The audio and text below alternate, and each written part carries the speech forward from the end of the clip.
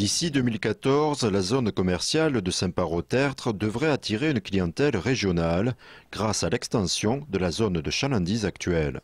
Le bout qui se trouve derrière le bâtiment de Dépôt-Fly et ça va remonter jusque la route du hameau de Berre et avec cette limite aujourd'hui à l'arrière de CEA et de Saint-Maclou.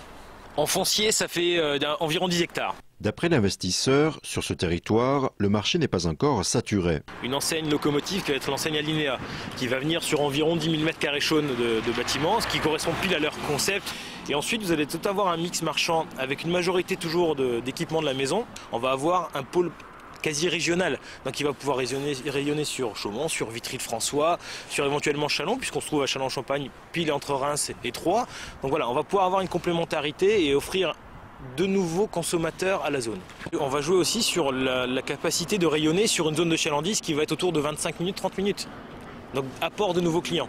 De la voirie aux aménagements paysagers, ce projet prévoit également le renouvellement de la zone commerciale actuelle, une métamorphose attendue. C'est vrai que dans un court terme, il est évident qu'il y aura un impact directement sur le magasin. Par contre, effectivement, sur du moyen et du long terme, le développement de cette zone nous sera plutôt profitable. C'est une zone qui est plutôt vieillissante. Donc on attendait un développement assez important avec des grosses enseignes, donc type Alinéa ou Ikea. C'est vrai que ça peut être que bénéfique pour une zone qui demande qu'à s'agrandir. C'est toujours bien d'agrandir une zone, ça va faire venir du monde et puis c'est toujours bon à prendre, oui, et puis un coup de frais, ça fait du bien. Afin d'éviter l'engorgement, de nouveaux points d'accès à la zone commerciale sont prévus. L'extension repose sur un parking central de 1280 places avec des déambulations piétonnes et des tapis de verdure. Ça va consister d'abord on a environ 1 hectare d'espace vert au sol.